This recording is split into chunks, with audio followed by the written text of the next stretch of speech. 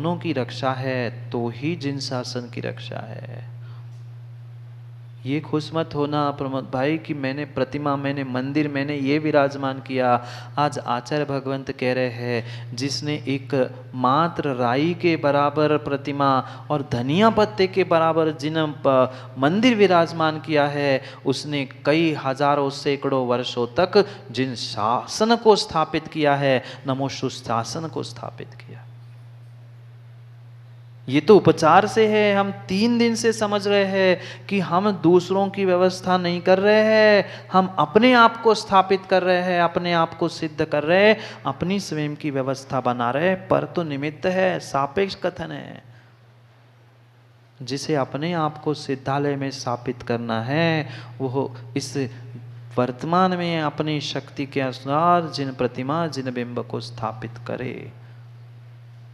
और मुझे नहीं लगता कि ऐसा कोई यहाँ बैठा हुआ सुनने वाला जीव होगा कि जिसकी कोई शक्ति गुंजाइश नहीं हो कि एक छोटी प्रतिमा और हम मंदिर ना बनवाए।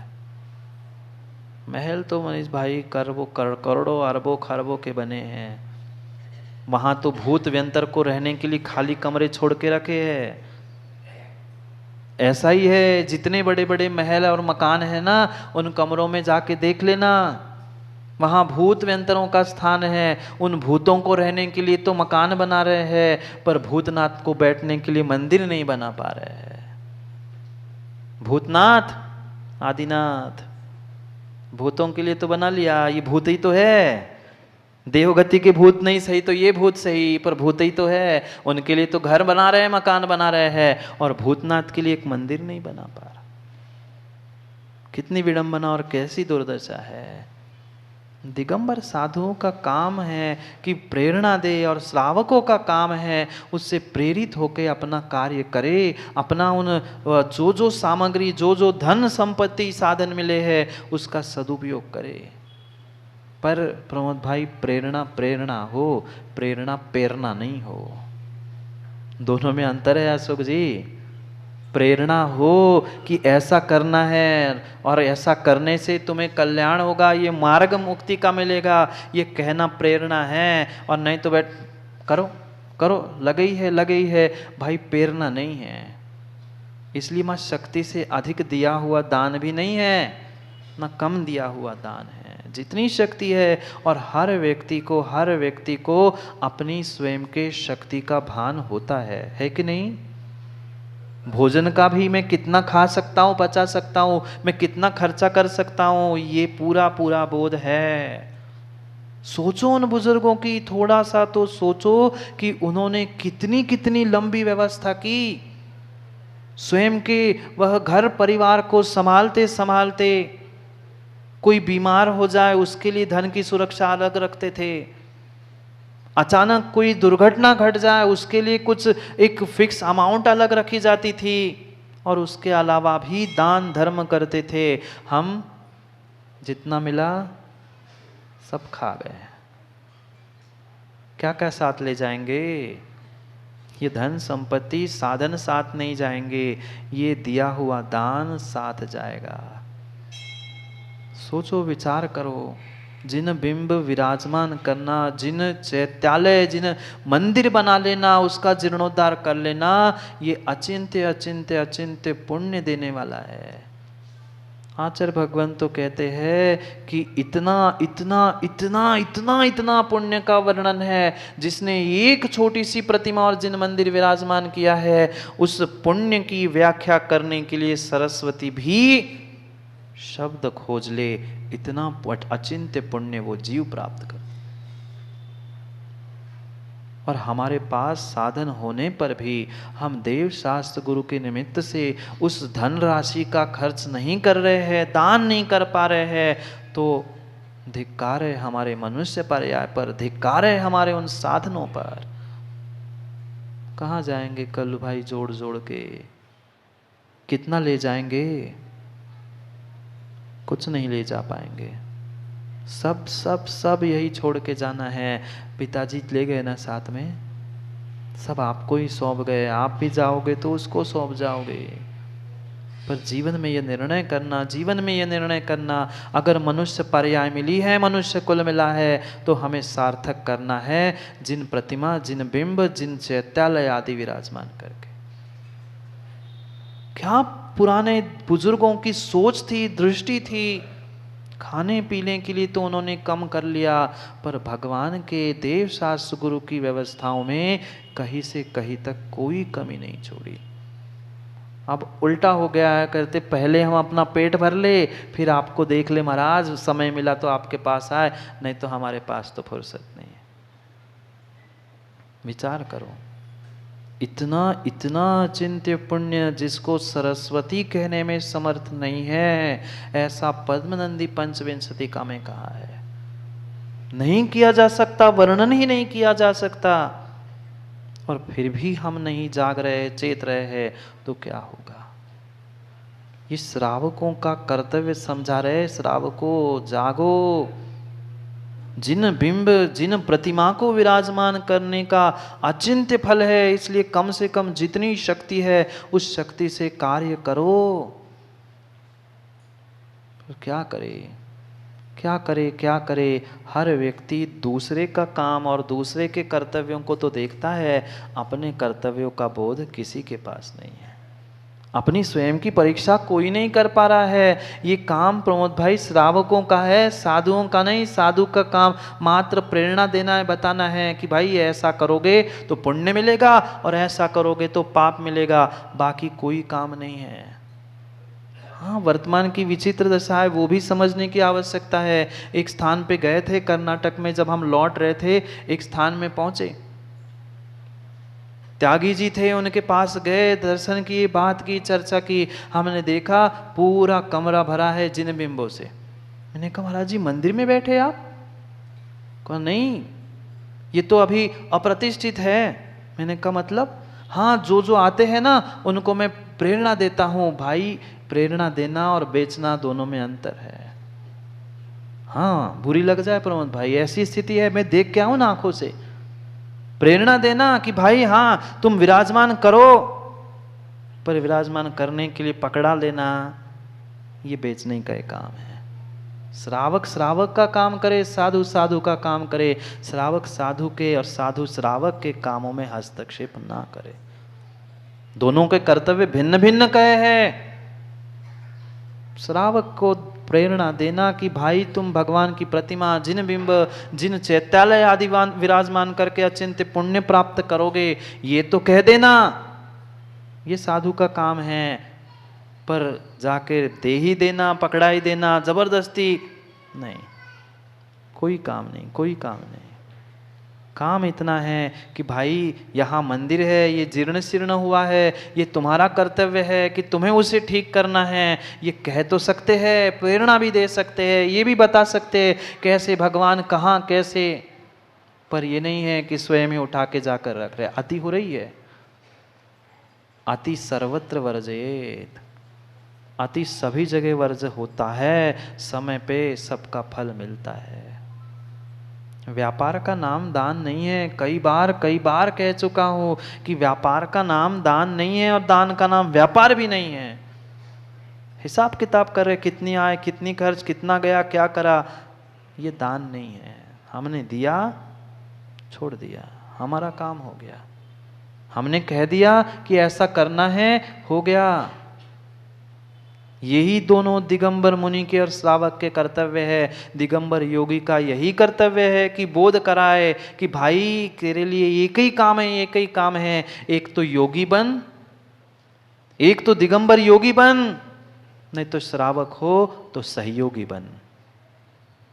दो ही काम है तेरे पास, एक तो योगी बन, दिगंबर मुनि बन। अगर योगी नहीं बन पा रहे हैं तो देवशास्त्र गुरु के सहयोगी तो बन। ना आज का जीव योगी बनना चाहता है, ना सहयोगी बनना चाहता है। योगी भी बनना चाहता है तो उत्तर प्रदेश में जाना चाहता है, बाकी ऐसे योगी नहीं बनना चाहता। जीवन में सूत्र याद करना, भानु, योगी बन या सहयोगी बन, दोनों में से एक काम करो, कल्याण हो जाएगा।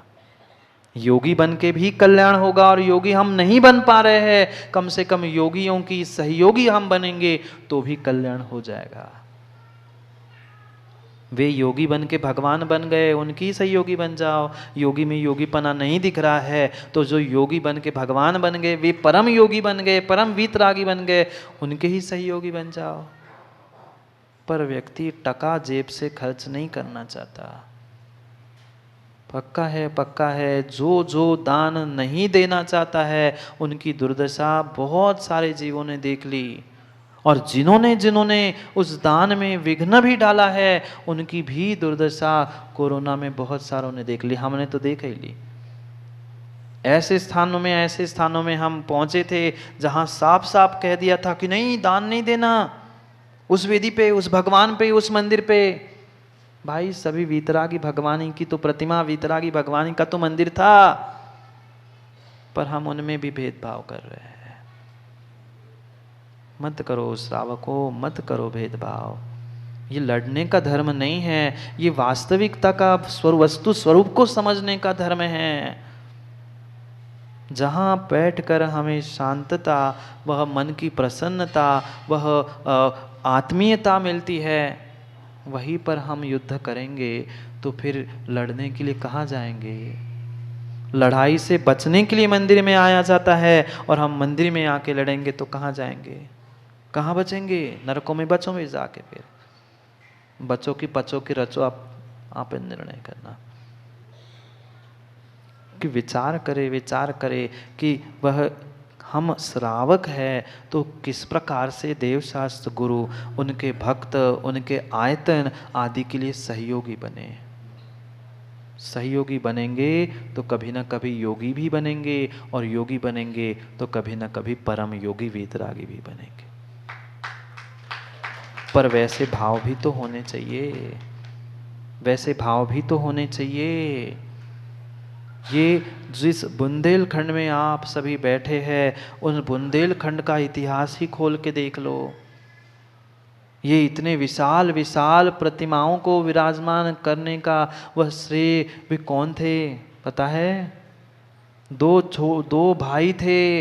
ऐसे भी दिन थे, ऐसे भी दिन थे, ऐसे भी दिन थे, उनके पास खाने के लिए कुछ नहीं था। पक्का मानना संजय भाई, सबके दिन एक से नहीं होते, सब दिन भी एक से नहीं होते। कब किससे दिन बदल जाए कोई ठिकाना नहीं है, कोई ठिकाना नहीं है। आज अगर हमारे पास धन राशि है तो उसको दान, प्रतिमा, मंदिर आदि आदि स्थानों पर दान देके उसकी एफडी कर लो। मूल मिले नहीं मिले, परमा ब्याज तो मिलेगा, पुण्य का ब्याज मिलेगा, तो कल पुनः धन संपत्ति आएगी। और जिसके पास पुण्य का ब्याज नहीं है, जिसने अपने पुण्य में उस धन की राशि को एफडी नहीं की है, फिक्स डिपॉजिट में नहीं रखा है, उसे कभी भी पुण्य का ब्याज मिलने ही वाला नहीं। फिर रोते रहो। उन दोनों भाइयों ने वो दिन देख लिए कि जिनके पास खाने के लिए कुछ नहीं था, तरस रहे थे। और ऐसे ऐसे ऐसे जिनेंद्र भगवान के भक्त थे, जहां पहुंचते थे पहले भगवान की भक्ति, अभिषेक, पूजा करते थे, फिर भोजन करते थे। अब खाने के लिए कुछ नहीं है, भगवान को क्या चढ़ाते और क्या भगवान की पूजा करते? क्योंकि श्रावक का आद्य कर्तव्य है माँ, पूजा और दान किए बिना श्रावक को अपने मुख में ग्रास नहीं रखना चाहिए। आज तो पहले हम खा पी के नाश्ता करके आके मुंह पहुंच के फिर मन शुद्धि, वचन शुद्धि, काय शुद्धि ले लो महाराज जी, आहार शुद्धि, हमारा पेट भी शुद्ध ही है। सेठ जी ने कहा बहुत अच्छी बात है, आओ मेरे साथ, मैंने इतनी बड़ी थाली रखी है पूजा के लिए, हम तीनों मिलके पूजा करेंगे और तीनों पूजा करेंगे, फिर तीनों मिलके भोजन करेंगे। फिर दोनों भाई के आंखों से टप टप पानी बहने लग गया। कह रहे सेठ जी क्षमा करना, सेठ जी क्षमा करना, मैं आपके साथ पूजा नहीं कर सकता। सेठ जी को गुस्सा आया, कैसी बात करता है, मैं खिला रहा हूं तुम्हें, मैं तुम्हें द्रव्य दे रहा हूं, तेरा क्या जा रहा है फ्री का? चुपचाप चल, नहा धो ले, धोती बदल ले और कर ले पूजा अभिषेक। कहता है सेठ जी नहीं, बिल्कुल नहीं, बिल्कुल नहीं, मैं दूसरे के यहाँ भीख मांग के खा तो सकता हूँ, मैं भीख मांग के अपना पेट तो भर सकता हूँ, पर दूसरों के द्रव्य से कभी भगवान की पूजा नहीं कर सकता हूँ। ये शिक्षा मुझे मेरे माँ बाप ने दी। आज तो बनी बनाई थाली, बने बनाए कपड़े, उठाए पहने, उठाई थाली, जय जय नाथ परम गुरु होए, वह धुले किसने धोई, क्या कोई पूछ नहीं ठिकाना। चाहते इतना बड़ा पुण्य है और करना कुछ नहीं है। ये पूछने मत आना माँ कि फिर मंदिर की व्यवस्था कैसी बनेगी, वो व्यवस्था तुम्हारी व्यवस्था है, आगम की व्यवस्था नहीं है। आगम की तो यही व्यवस्था है, स्वयं की द्रव्य ले आओ, स्वयं के कपड़े, स्वयं की थाली, स्वयं के बर्तन, स्वयं शुद्ध करो, स्वयं प्राशुद्ध करो और फिर स्वयं पूजा करो। पर कहाँ बची व्यवस्था? क्या उत्तर उन दोनों बच्चों ने दिया कि सेठ जी क्षमा करना, मैं आपके रोटी के टुकड़े खा तो सकता हूँ, भीख मांग के खा लूंगा, पर दूसरों की द्रव्य की से मैं पूजा नहीं करूंगा। दूसरों के द्रव्य से पूजा करोगे पुण्य किसे मिलेगा? दूसरे के द्रव्य का दान दोगे पुण्य किसे मिलेगा? जिसकी द्रव्य थी उसको कि तुम्हें कुछ नहीं मिला, एक थाली से दूसरे थाली डालने का भी नहीं मिला। वहां भी मंदिर में भी पहुंचते हैं, दे देना थोड़ा से चावल, करोड़पति भीख मांग रहा है, चढ़ा के आओ वेदी पे। ऐसी स्थिति है। स्वयं के जेब का तो कुछ लगा ही नहीं, पड़ोसी से उधार मांग के द्रव्य चढ़ा रहा है। तुम्हें क्या मिला? अपनी चव्य ले आते मुट्ठी भर, पर नहीं, फोकट का चंदन और घिस मेरे नंदन। पानी मंदिर का, चंदन मंदिर का, थाली मंदिर की, द्रव्य मंदिर का, भगवान मंदिर के, सब सरकारी है और पुण्य प्राइवेट चाहिए। ऐसी स्थिति है। मंदिर सामाजिक है, सब समाज का और पब्लिक है, और पुण्य हमें पर्सनल चाहिए, हमें पुण्य चाहिए, हम करें। भाई तुम दो तो अपने जेब से कुछ टका, तब तो तुम्हें टके का पुण्य मिलेगा। खर्चा कुछ करना नहीं है और पुण्य चाहिए, पुण्य चाहिए, पुण्य चाहिए। कहाँ से पुण्य मिलेगा?